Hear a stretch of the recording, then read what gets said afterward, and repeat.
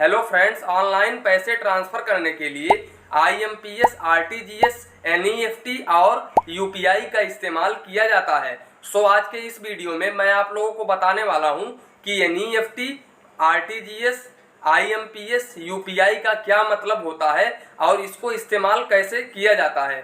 तो वीडियो को बिल्कुल भी स्किप ना करें और अगर आप चैनल पर नए आए हो तो प्लीज़ चैनल को सब्सक्राइब कर लें और बगल में बेल आइकन है उसको भी प्रेस कर लें ताकि आपको ऐसे ऐसे नॉलेजफुल वीडियो मिले सबसे पहले। तो चलिए शुरू करते हैं। फ्रेंड्स, फर्स्ट है एनईएफटी। एनईएफटी का पूरा नाम है नेशनल इलेक्ट्रॉनिक फंड ट्रांसफर। जैसे कि आपने देखा कि इसके नाम में ही इलेक्ट्रॉनिक फंड ट्रांसफर है, तो इसकी वजह से जब भी आप अकाउंट में पैसे भेज रहे होते हैं तो यहाँ पर वर्किंग डेज में ये कंप्लीट होता है। 7 to 7 आप यहाँ पर एनईएफटी कर सकते हैं। लेकिन एनईएफटी जब आप कर रहे हो तब अगर आपका बैंक ओपन है, जैसे कि 10 to 5 बैंक ओपन होता है, बैंक का टाइम होता है 10 बजे से लेकर 6 बजे तक, तो उस बीच में अगर आप ट्रांजेक्शन्स करते हैं तो आपका ट्रांजेक्शन मैक्सिमम 3 घंटे में कंप्लीट हो जाता है। और अगर आप उसके बाद एनईएफटी करते हैं तो वो अगले दिन जाके कंप्लीट होता है। और ये सुविधा 2005 में शुरू किया गया था। और इसके चार्जेस की बात करें तो यहाँ पर अगर आप 10,000 रुपये तक ट्रांजेक्शन्स करते हैं तो यहाँ पर आपको 2 रुपये प्लस सर्विस टैक्स का चार्ज किया जाता है। और इससे फंड ट्रांसफर करने के लिए आप लोगों को बेनिफिशियरी का account number and IFSC code and account holder name होना जरूरी है, तभी आप इससे ट्रांजेक्शन्स कर सकते हैं। और फ्रेंड्स, बात करें हम एनईएफटी के लिमिट्स के बारे में तो यहाँ पर आप 1 रुपए से लेकर 25 लाख रुपए तक का ट्रांजेक्शन्स कर सकते हैं। फ्रेंड्स, सेकंड आता है आरटीजीएस। आरटीजीएस का पूरा नाम रियल टाइम ग्रॉस सेटलमेंट है।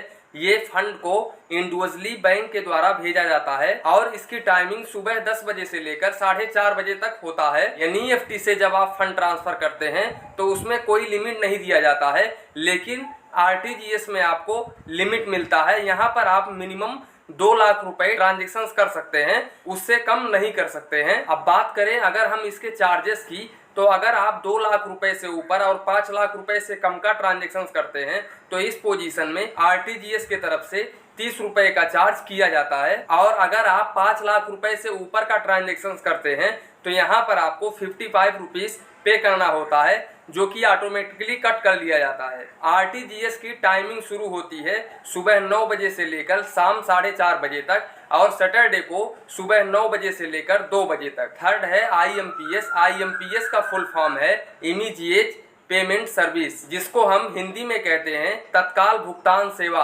आपने देखा कि आरटीजीएस और आईएमपीएस में एक टाइमिंग होती है, लेकिन आईएमपीएस में आपको टाइमिंग देखने को नहीं मिलती है। यहाँ पर आप 24 घंटे में कभी भी ट्रांजेक्शन्स कर सकते हैं। आईएमपीएस से आप 2 तरह से पैसे ट्रांसफर कर सकते हैं, या तो बेनिफिशियरी का अकाउंट नंबर होना चाहिए या फिर उनका एमएमआईडी या फिर रजिस्टर्ड मोबाइल नंबर होना चाहिए, तभी आप इससे पेमेंट कर सकते हैं। अगर बात करें इसके चार्जेस की तो इसके चार्जेस सेम एनईएफटी वाले होते हैं। आईएमपीएस के जरिए आप पर डे 1 लाख रुपए तक का ट्रांजेक्शन कर सकते हैं। फोर्थ है यूपीआई। यूपीआई का पूरा नाम है यूनिफाइड पेमेंट इंटरफेस। ये एक ऐसा तरीका है जिससे आप कभी भी किसी को फंड ट्रांसफर कर सकते हैं और ये रियल टाइम में ही क्रेडिट हो जाता है। यूपीआई को शुरू करने की पहल एनपीसीआई की तरफ से हुई है। एनपीसीआई का पूरा नाम है नेशनल कॉर्पोरेशन ऑफ इंडिया। ये वो ऑर्गेनाइजेशन है जो सभी बैंक के एटीएम मशीन को ध्यान रखती है और उनके बीच हो रहे ट्रांजेक्शन्स को। जैसे कि मान लीजिए अगर आपके पास एक्सिस बैंक का एटीएम कार्ड है और अगर आप एसबीआई बैंक के एटीएम मशीन पर जाकर पैसे निकाल लेते हैं तो उसका ध्यान एनपीसीआई रखता है। इसी तरह से यूपीआई की मदद से आप किसी भी बैंक में कभी भी फंड ट्रांसफर कर सकते हैं। यूपीआई से पैसे भेजने की एक लिमिट है, आप पर डे 1 लाख रुपए ट्रांजेक्शन्स कर सकते हैं। यूपीआई से फंड ट्रांसफर करने की एक छोटा सा अमाउंट पे करना होता है चार्ज के रूप में, जो कि 50 पैसा होता है। यूपीआई की टाइमिंग 24 आवर्स है, आप 24 घंटे में कभी भी पैसे ट्रांसफर कर सकते हैं। किसी भी बैंक अकाउंट में यूपीआई से पैसे ट्रांसफर करने के लिए आपके पास ऐसा एप्लीकेशन होना चाहिए जो यूपीआई को सपोर्ट करता हो, जैसे कि गूगल पे, फोन पे या फिर आपके बैंक का कोई भी ऑफिशियल एप्लीकेशन जिसमें यूपीआई सपोर्ट होता हो, उससे आप यूपीआई कर सकते हैं। तो फ्रेंड्स, इसी के साथ में वीडियो समाप्त करते हैं। आशा करता हूं कि आप लोगों को ये वीडियो देखने के बाद में समझ में आ गया होगा कि IMPS, RTGS and NEFT UPI क्या है। तो दोस्तों, वीडियो पसंद आया हो तो प्लीज़ वीडियो को लाइक कर दीजिए, अपने चैनल इंडियन टेक को सब्सक्राइब कर दीजिए। मन में कुछ डाउट हो, कंफ्यूजन हो तो प्लीज़ कमेंट करिए। धन्यवाद, मिलते हैं नेक्स्ट वीडियो में।